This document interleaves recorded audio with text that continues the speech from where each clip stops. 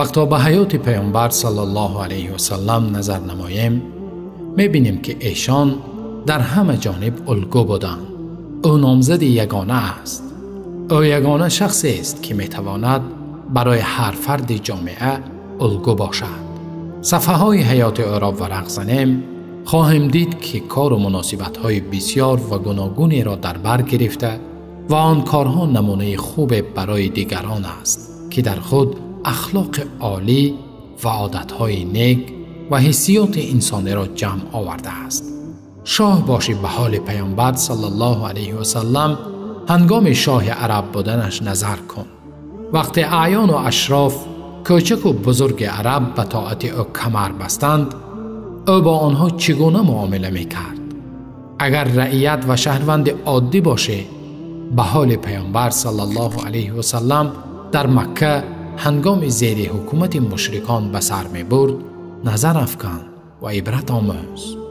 اگر معلم باشی ببین که چگونه در مسجد نبوی شاگردان را تربیه می کرد. اگر شاگرد باشی بنگر چگونه در روبروی جبرائیل امین علیه السلام می نشست و تعلیم علم می نمود.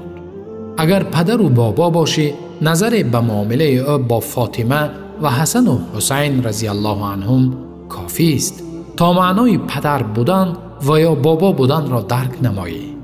اگر شوهر باشی لحظه معامله او با خدیجه و یا عایشه و حفصه را خداوند از آنها راضی باشد به یاد آور. ثروتمند باشی به حیات پیامبر صلی الله علیه و سلم در زمان تاجر بودنشان نظر افکن چگونه بین شام و حجاز سوداگری میکردند. فقیر باشی به حال پیامبر صلی الله علیه و سلم هنگام هجرت چشم انداز. وارد شهر شد و چیزی از مال دنیا نداشت. واعظ باشی به پند و موعظه های او گوش انداز تا الگو بودن او را در وعظ ببینی. اگر دعوتگر باشی حال او را در مکه به یاد آور چگونه برای رسیدن به هدف جان بر کف گرفته مردم را به یکتاپرستی فرا می‌خواند. اگر کشورکشا باشی به حال پیامبر صلی الله علیه و سلم در روز فتح مکه اندیشه نما که با دشمنان با کدام شیوه برخورد کرده بود. ببین با بنی نذیر و بنی قینقاع و بنی قریظه چی برخورد کرد و با یهود خیبر چی معامله داشت.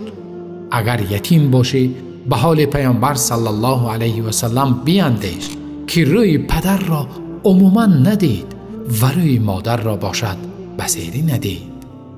در همه حال، در همه وقت عمر، در همه شب و روز، در همه نوع معامله نمونه بی تکرار بود.